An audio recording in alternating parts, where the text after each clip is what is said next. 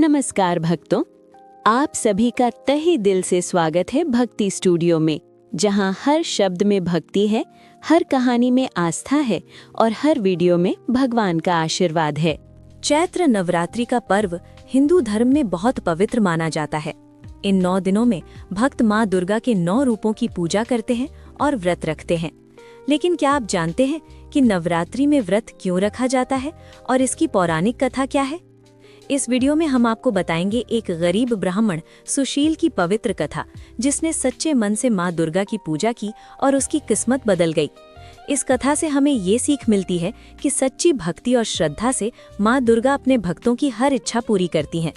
इस वीडियो में आप जानेंगे चैत्र नवरात्रि का महत्व, व्रत रखने की पौराणिक कथा, कलश स्थापना का महत्व, माँ दुर्गा की कृपा से जीवन में बदलाव।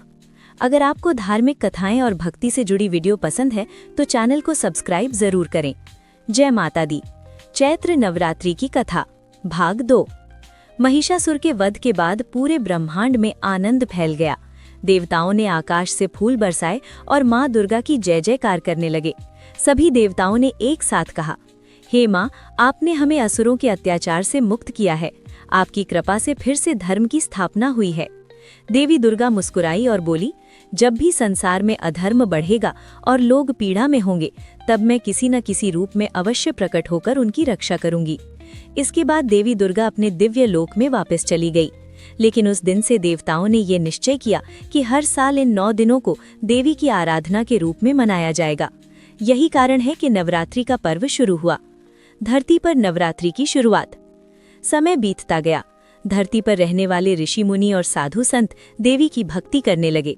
एक बार महर्षि मार्कंडेय अपने आश्रम में ध्यान कर रहे थे।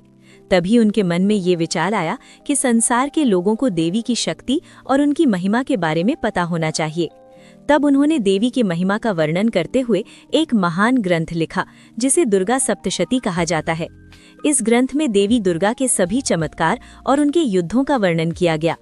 जब लोगों ने ये कथा सुनी तो वे देवी की भक्ति में डूब गए। तब से लोग हर साल चैत्र मास में 9 दिनों तक देवी की पूजा करने लगे।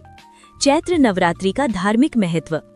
चैत्र नवरात्रि को बहुत पवित्र माना जाता है, क्योंकि ये हिंदू नववर्ष की शुरुआत का समय भी होता है। कई स्थानों पर चैत्र नवरात्रि के पहले दिन से नया साल माना जाता है। इस दिन लोग अपने घरों में कलश स्थापना करते हैं। कलश को देवी शक्ति का प्रतीक माना जाता है। घर में साफ सफाई करके पूजा का स्थान सजाया जाता है और देवी का आह्वान किया जाता है।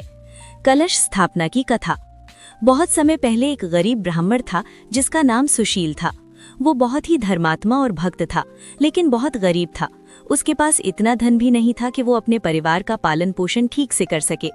फिर भी वो हर दिन देवी की पूजा करता था। एक दिन उसके गांव में एक महान ऋषि आए जिनका नाम सत्यव्रत था। सुशील ने उन्हें अपने घर बुलाया और पूरी श्रद्धा से उनका स्वागत किया। जब ऋषि ने देखा कि वो बहुत गरीब होने के बावजूद इतनी भक्ति करता है, तो वे बहुत प्रसन्न हुए। उन्होंने सुशील से कहा, अगर तुम सच्चे मन से 9 दिनों तक देवी दुर्गा की पूजा करोगे और कलश स्थापना करोगे तो तुम्हारी सभी परेशानियां दूर हो जाएंगी। सुशील ने ऋषि की बात मान ली। 9 दिनों की भक्ति।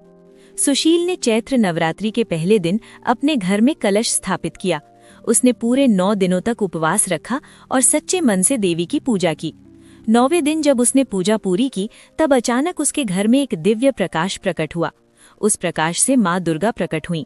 देवी ने कहा, हे भक्त, तुम्हारी सच्ची भक्ति से मैं बहुत प्रसन्न हूँ। अब तुम्हारे जीवन की सारी परेशानियां समाप्त हो जाएंगी। उस दिन के बाद सुशील का जीवन पूरी तरह बदल गया। धीरे धीरे उसका घर सुख समृद्धि से भर गया। इसीलिए लोग नवरात्रि में व्रत रखते हैं।